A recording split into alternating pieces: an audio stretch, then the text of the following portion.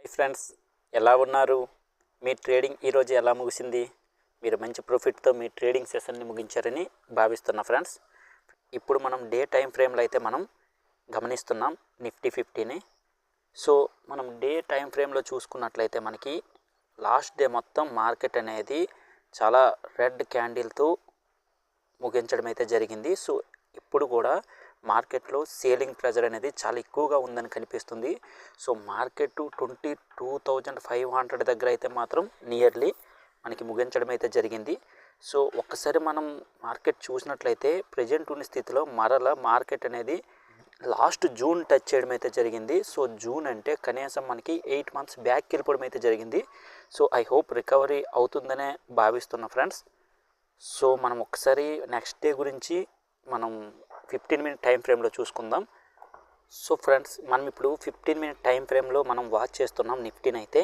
So మనకి 22,529 దగ్గర అయితే లాస్ట్ డే మనకి క్లోజింగ్ అనేది కనిపించింది. పెద్ద మూమెంట్ అయితే కనిపించలేదు, బట్ సైడ్ వేగానే ముగించడం అయితే జరిగింది. లాస్ట్ డే మాత్రం నో ట్రేడింగ్ జోన్గానే మిగిలిపోయింది. సో ఎవరైనా తీసుకొని ఉన్నట్లయితే చాలా వరకు లాస్ అయ్యే అవకాశం ఉండేది లాస్ట్ ట్రేడింగ్ సెషన్లో. సో నెక్స్ట్ డే గురించి మనం మాట్లాడుకున్నట్లయితే మనకి 22,500 దగ్గర మార్కెట్ అనేది ఎక్కడ ఓపెన్ అయినా సరే ఇక్కడ నుంచి మనకి సపోర్ట్ తీసుకునే అవకాశం ఉంది ఫ్రెండ్స్. ఎందుకంటే 22,500 దగ్గర మనకి పుట్ రైటర్స్ చూసుకున్నట్లయితే కనీసం 1.5 crore వరకు ఎక్కడైతే మాత్రం నిలబడ్డారు. సో మనకి ఇప్పుడు అన్ని కాంట్రాక్ట్స్ అయితే ఓపెన్ అయి ఉన్నాయి కనుక మార్కెట్ అనేది మనకి 22,500 దగ్గర సపోర్ట్ తీసుకునే అవకాశం ఉంది.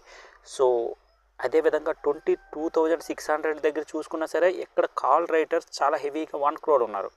సో అందుకనే మార్కెట్ అనేది మనకి ఈ రేంజ్లోనే లాస్ట్ 2 days నుంచి సైడ్ వే అయితే చూడటం జరుగుతుంది. అటు కాల్ రైటర్స్ ఇటు పుట్ రైటర్స్ మధ్యన చాలా పెద్ద యుద్ధమే జరుగుతుందని చెప్పుకోవాలి ఫ్రెండ్స్. కానీ ఇక్కడ ఏది బ్రేక్అవుట్ దొరికినా సరే మార్కెట్లో మాత్రం మంచి మూమెంట్ చూసే అవకాశం ఉంది. ఈ 100 points మధ్యలో మాత్రం మీరు ఎప్పుడైనా సరే ఎంట్రీ అయ్యారంటే చాలా రిస్క్ అనే చెప్పుకోవాలి. ఎందుకంటే ఇక్కడ 22,500 దగ్గర 1 crore పుట్ రేట్స్ ఎలా ఉన్నారో 22,600 దగ్గర 1 crore కాల్ రేట్స్ ఉన్నారు. సో ఇవే మనకి main support resistance levels next day గురించి. సో ఈ రెండు కానీ ఏదైనా సరే బ్రేక్అవుట్ లేదా బ్రేక్డౌన్ ఇస్తేనే మనం ముందుకెళ్తే మంచి మూమెంట్ చూసే అవకాశం ఉంది. అది కూడా ఎంట్రీ చూసుకోండి. సో బ్రేక్అవుట్ ఇచ్చేటప్పుడు మాత్రం ఇక్కడ చిన్న చిన్న క్యాండిల్స్ ఈ విధంగా ఏర్పడితే మీరు ట్రాప్ అయిపోతారు. సో పెద్ద క్యాండిల్ అదేవిధంగా ఇక్కడ చూసుకున్నా సరే పెద్ద క్యాండిల్ ఏర్పడి దాంతోపాటు వాల్యూమ్ అనేది చాలా హెవీలో ఉన్నట్లు చూసుకోవాలి. సో ఆర్ఎస్ఐ దీంతో మీకు ఒక గోల్డెన్ టిప్ అయితే చెప్తున్నా.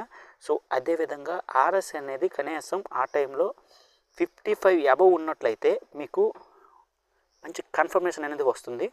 సో నెక్స్ట్ డే గురించి అయితే నిఫ్టీలో మాత్రం ఇది చూసుకొని వెళ్ళండి. సో ఇప్పుడు మనం బ్యాంక్ నిఫ్టీ గురించి చూసుకుందాం ఫ్రెండ్స్. సో ఫ్రెండ్స్, బ్యాంక్ నిఫ్టీలో చూసుకున్నా సరే నిఫ్టీ లాంటి సిచ్యువేషనే ఉంది. సో ఎందుకంటే మనకి చూసుకున్నట్లయితే 48,500 దగ్గర చాలా వరకు మనకి కాల్ రేటర్స్ 20 lakh వరకు ఉన్నారు. సో అదేవిధంగా సమానంగా 49,000 కూడా 20 lakh వరకు అప్రాక్స్ అయితే పుట్ రేటర్స్ అనేది మనకు ఉన్నారు. సో ఈ రెండు అయితే మాత్రం మెయిన్ మనకి సపోర్ట్ రెసిస్టెన్స్గా డ్రా చేసుకోవచ్చు. సో ఎక్కడ కూడా చూసుకోండి లాస్ట్ ఫ్యూ డేస్ నుంచి అయితే మార్కెట్ అనేది సో ఈ మధ్యలోనే మనకి తిరగడం అయితే జరుగుతుంది. సో ఎందుకంటే అవతల కాల్ రైటర్స్ వాళ్ళ బలాన్ని ప్రయోగిస్తున్నారు, అదేవిధంగా అటు సైడ్ పుట్ రైటర్స్ కూడా వాళ్ళ బలాన్ని ప్రయోగిస్తున్నారు. సో ఏదైనా సరే అక్కడ మీకు ఒక బ్రేక్అవుట్ లేదా బ్రేక్డౌన్ దొరికితేనే మంచి మూమెంట్ చూసే అవకాశం ఉంది. సో బ్రేక్అవుట్ నెక్స్ట్ డే ఈ మధ్యలో ఓపెన్ అయితే బ్రేక్అవుట్ లేదా బ్రేక్డౌన్ గురించి చాలా వరకు వెయిట్ చేయవలసి ఉంటుంది.